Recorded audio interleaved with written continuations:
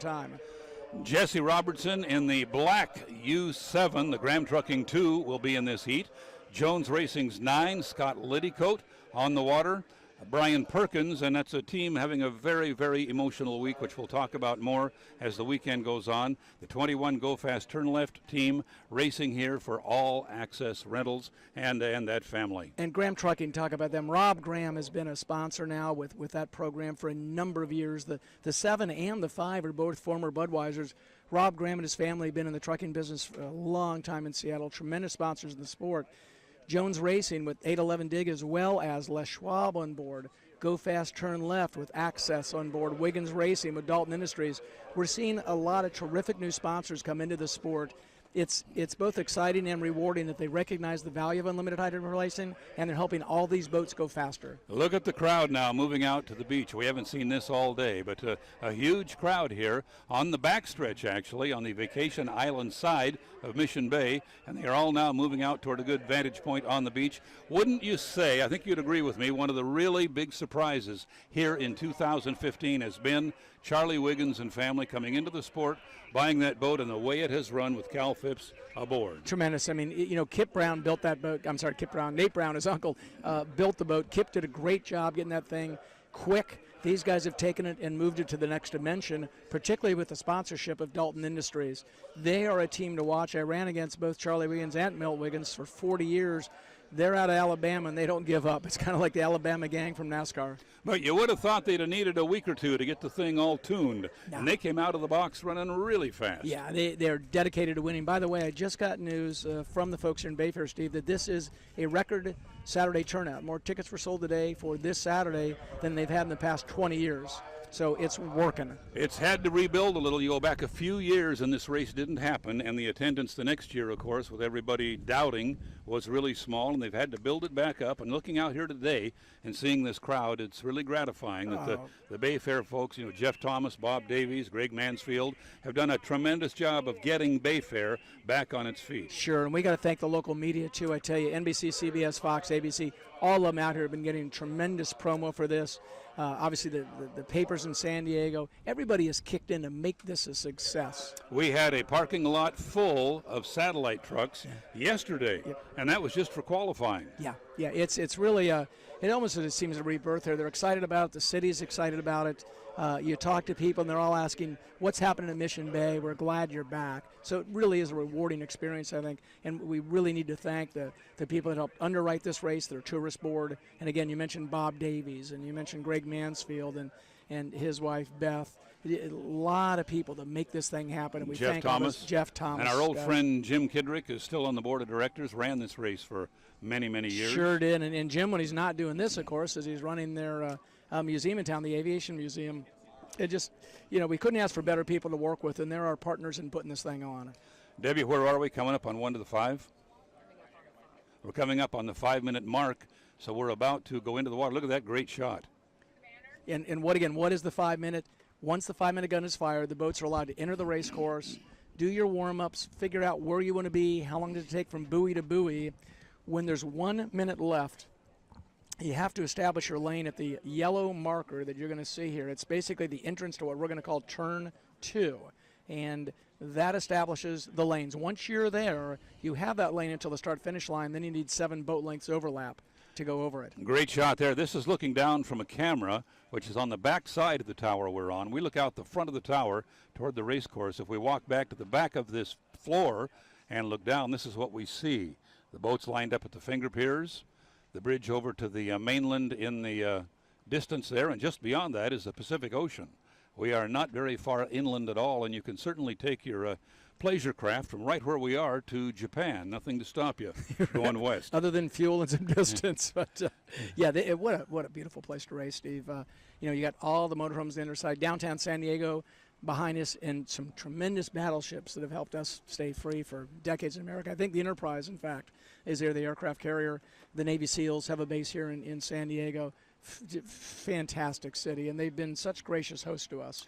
You did very well here in your racing career, driving for those fine folks from Madison, Indiana. Yeah, I sure did. The Alberto and Jimmy Shane has picked it up and done a tremendous job with it. They're great folks to drive for. This is my final race before I retired when I was 60, and great memories other than jumping the gun in my final heat and losing the championship by 3 feet. That was a mistake on my part. I try to forget it, but it's impossible because everybody I know reminds me. Getting a wave from David Warren coming by. Yeah, that's not the wave you want to give. The one you want is "we won, thank you," but you make the best out of a bad situation. This poor guys, they blew an engine at one of the races about 2 weeks ago, I think, in Washington State, built a new one to bring it down. I think, however, he lost a prop. As long as he didn't snap the shaft, he's got spare propellers. But when you lose a propeller, your engine revs to the moon. The rev limiter can't kick in quick enough to save it. So I'm hoping the engine's together and they can throw another prop in and go racing. And, of course, they have a prop guy as their owner now, Tom Eckenberg. So yeah, he knows a lot about propellers. He's got spare props with him. So if it's just a short shaft from the prop, they'll probably be okay. If they lost an engine, it's a different story. But knowing those guys, if they hurt an engine, they'll be working all night tonight to try to have it ready tomorrow. Now tell us what's going on. I know we have a lot of new viewers who haven't seen a lot of unlimited racing. You look at that shot of the boats at the docks. The lids are still up. You see crew guys leaning over into the cockpit. What are they doing? Some of them are cussing at you because you didn't win before. Right. Yeah. They're trying to comfort you like, hey, it's going to be okay. You're ready. Boat's all ready. They're just psyching you up. Others, it's a real quiet experience. They are strapping you in because there's a 5-point harness. There's a Hans device. There's compressed air on a mask that goes in your helmet. So they're making sure that's all done. But many of them, it's just a very quiet moment. It's solitude. You're getting your mind together about where do I need to be? Where am I going to go? Getting all your butterflies to fly in formation. I wondered about that. As many times as you did this, were there still some nerves at a time like this? Yeah, there always were. I think because you wanted to do right, and it wasn't out of fear. It was like, I got to do this right. I can't make mistakes because a lot of people depending on me. So, because you can't race one of these things if you're afraid. But certainly the nerves get to you about doing everything right. And these are the best guys in the world that can do this stuff. And you talk to them, and they'll tell you it's a matter of getting the butterflies in order. I think the moment you lose that is probably when you're going to make a big mistake. Put the lid down on Jesse Robertson, the Graham Trucking 2. That's the black boat. J. Michael Kelly drives the sister ship, which is the same boat only reversed. It's red with some black trim. Here's the countdown to the 5-minute mark. There's our Home Street Bank, one of our new sponsors. And the 7, by the way, the black boat, that is a former Budweiser boat, Steve. That was one of the many Miss Budweisers that raced over the years. In fact, one here, I think, at San Diego a couple of different times. I heard something interesting after qualifying. The 5 and the 7, the two Ted Porter boats, swapped gearboxes. They thought that maybe the one in the black boat was a little better for this race course than J. Michael Kelly's, so they switched. We'll see how that works out. Yeah, and when we say gearbox, this turbine's turning some 17,000 plus RPMs. It goes into a V drive, which steps that down to propeller speed of about 9,500 to 9,800 RPMs, and then out the bottom of the boat. So the taller the gearbox, your engine is lowering its RPMs, but it's speeding up the propeller. But when you come through a turn, that can make you bog down. So you're trying to find that happy medium where you've got acceleration and top end. That's what the team's working on. Watching Brian Perkins, the 21, All Access Rentals, racing for the O'Farrell family. And a sentimental favorite. It's sponsored this weekend by All Access. All Access is owned by the Aylesworth family and the late Jeff Johnson. Jeff was, I think he just turned 50. Unbelievable human being, the things he'd accomplished, and we lost his life in a private plane crash here recently. So sentimental favorite this weekend for certain, besides the fact they're a very fast boat. Brian himself, great young driver. His owner has gone through a lot. That boat was broken half a year ago. And here it is, one of our top qualifiers. Your old friend and owner, Jim Harvey, was the guy that headed that restoration team. They had to really jam it to get this boat together for the season. Did a great job, and it has run very well. Yeah, Greg's really one of our tremendous owners. He's been a great asset to me as I try to lead this sport. Now, next to him is our Home Street Bank.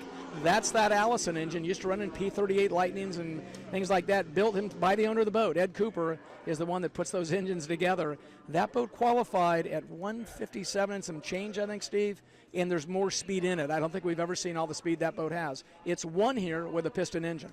He came through the turn right beside Cal Phipps in that beautiful white boat, the 27. They did it with vinyl, some orange on the cowling and the deck. Beautiful job by the Wiggins family on the 27, Dalton Industries. And Dalton, by the way, is a Michigan-based company, but the owners of the company, the Tolliver family, have been racers forever.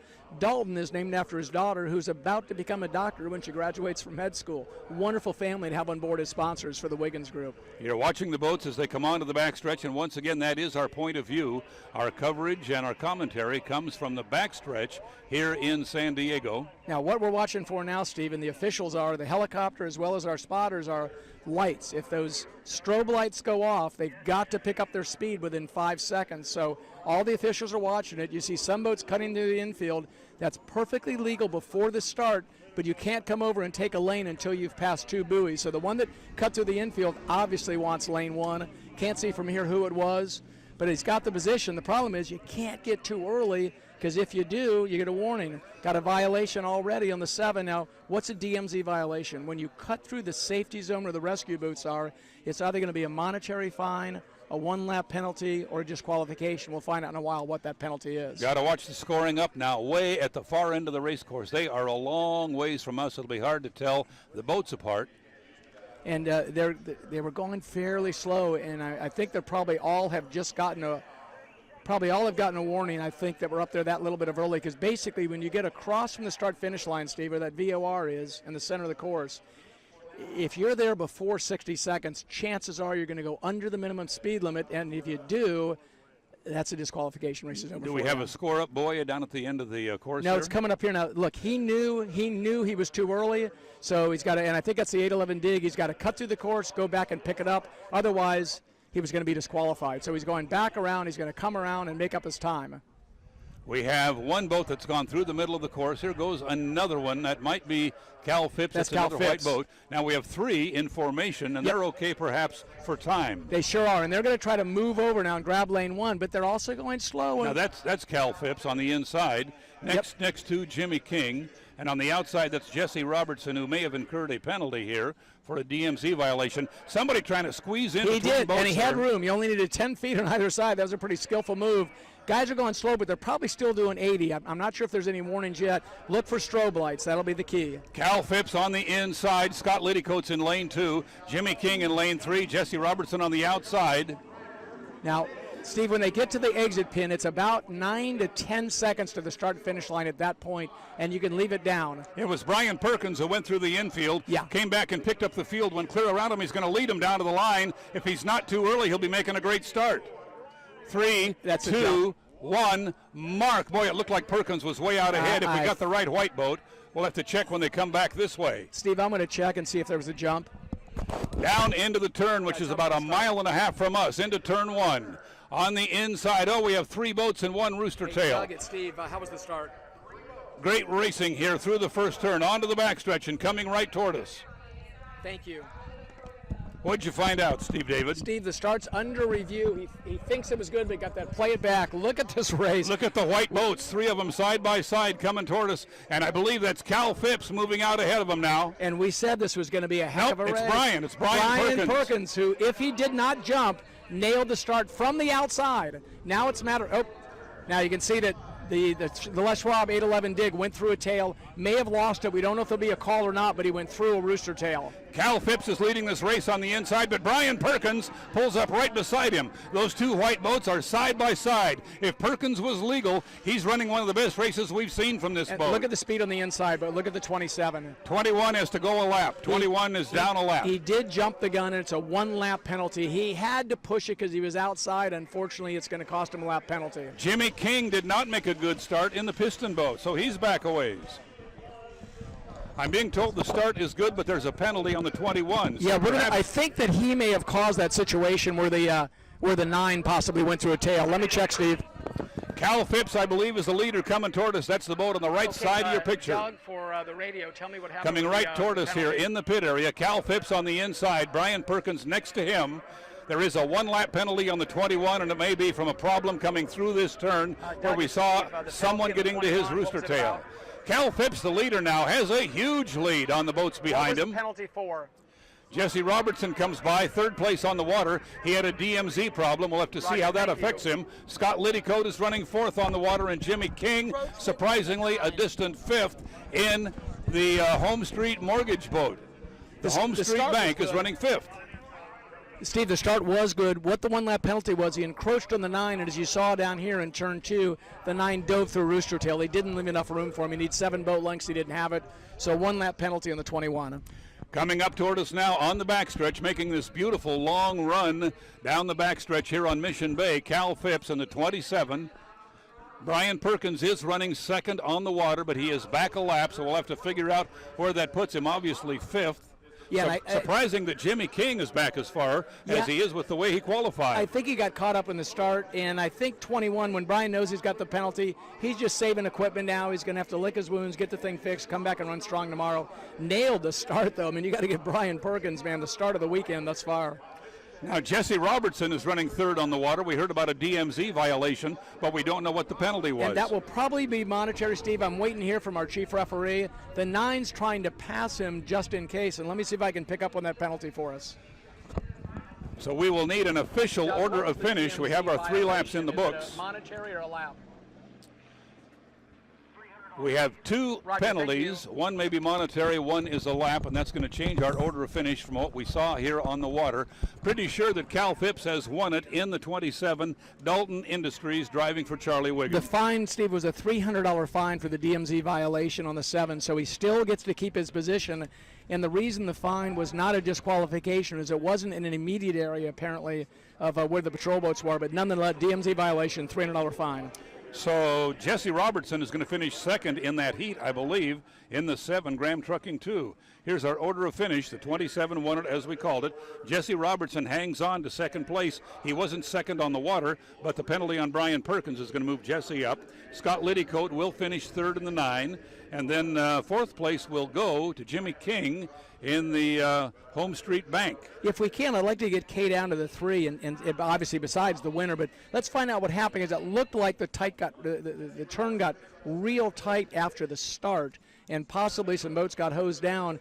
Now, if you got room, you can do that. You can hose a boat down. You just got to have the overlap to be able to do it. Interesting for Brian Perkins because he was way off his marks, as you called it. Yep. He was coming up to the score-up buoy way too early, had to go through the infield and do an extra half a lap. That put him way behind the field. He came up behind them on outside, out in lane 5, went smoking through this turn, caught them all, and was ahead of everybody at start-finish. Got there right on time, apparently, and looked absolutely great. Then turned a little too tight right here below us. Somebody got into his rooster tail. Penalty on Brian Perkins. Yeah, That's it's a too shame. bad. What happened, Steve, he was obviously running really, really well. When he came down here, though, and tightened it up, he didn't have enough room on the 9. There was nowhere left to go, so the 9 had to drive through a couple of rooster tails. It's a shame because the 9 was having a good race on its own. And the 21's not a drop. Brian's not a guy that's going to chop. He just thought, I think he had the room, and it may have been in his position that there was actually a boat between he and the 9. He tightened up on that boat, and the 9 then gets hosed down. Yep. Nothing intentional, but there's still the call. Brian has never been talked about as an overly aggressive guy. Usually drives a good, solid, fairly safe race. Might have a little more speed right now than we've seen from that boat in the past. I don't think I've seen it run that well. No, he nailed the start. When he knew he was late, he had to nail the start to get in a good position, and he did. He'll learn. He'll come out tomorrow. You lick your wounds, you realize your mistakes, and you just come back stronger the next time. I'm sure it was exciting for the all-access folks, and there are a lot of them here this weekend seeing that boat run as well as it did. We're looking at Jesse Robertson. He was third on the water. He'll move up to second. Jimmy King might have some interesting comments about what happened to him. We certainly did not expect to see Jimmy King running a distant 5th in that heat.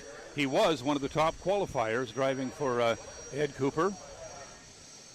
Yeah, it's we can't see Steve from where we were, but obviously something happened in the first term where things got tightened up.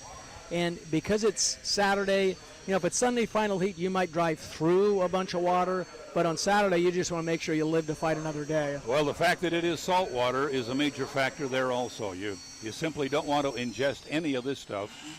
In a turbine, this is basically it's death juice to a turbine. Piston engine, that you can digest some of it, although it's going to clog up the turbochargers. So you really avoid it, and that's why on this course we're real strict on the overlap, because we don't want people to lose engines because of not having the overlap. There you see Scott Liddycoat pulling in the Les Schwab boat. And we see the 27 crew is on the same dock. So we're going to have to wait for them to get Cal Phipps back to a dock before he can get out of the boat. And Kay can get to him for a word or two. And, Steve, while we're doing that, I'm going to get with the officials here for a couple of seconds and try and get us some more information about what happened down there in that first turn. Thank you, Steve David. We will look forward to your return. Our order of finish once again, as it was called from the official tower across from us. Winner was Cal Phipps in the 27, the Dalton Industries. Third on the water, but second after a penalty was Jesse Robertson in the Graham Trucking 2.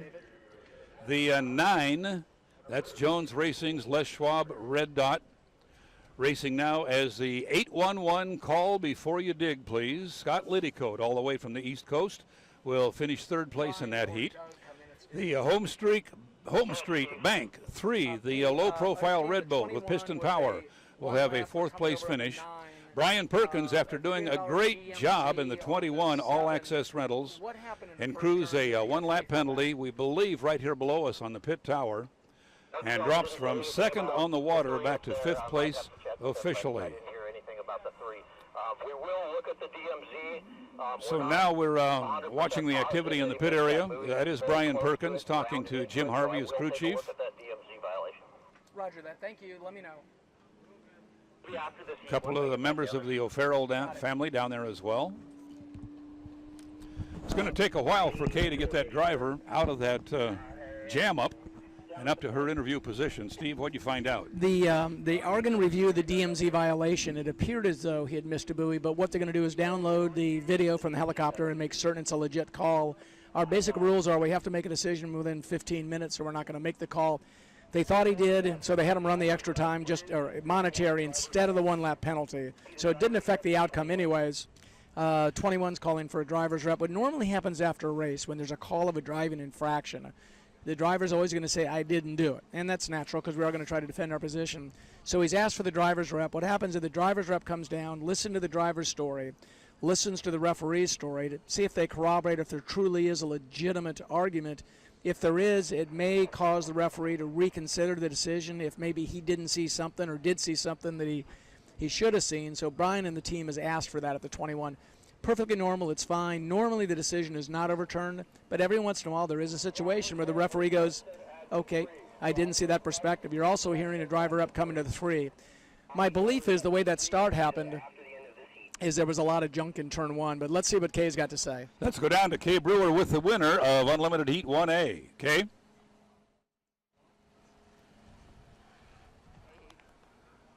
Big hugs all the way around from that Wiggins crew. Great job. That was a heck of a start and one heck of a second turn. You guys made that 3 lanes look really small. Those 3 lanes were very small. Liddycoat made himself a lane in there and caught me by surprise, actually. So I was a little bit late for the start, but I didn't want to jump. Having lane 1, you can give everything back if you jump the gun. So this boat had enough speed to get my nose up there, and quite honestly, Kent Block did a great job calling the race. Charlie Wiggins was spotting. All these guys, this Wiggins crew, they've worked extremely hard, and here it is, our first heat. I know they're wore out, but I'll tell you what, we had a good race. It was extremely tight coming into here, and hats off to these guys. It was tight, but nobody touched. So what a great race. I hope everybody enjoyed the first heat on Unlimited. That was just a first heat of many from this weekend, and we know that we'll be interviewing you later on for another heat win. Oh, man, I hope I keep seeing you right here for heat wins, and then we'll party Sunday night. Sounds like a plan. Right back to you.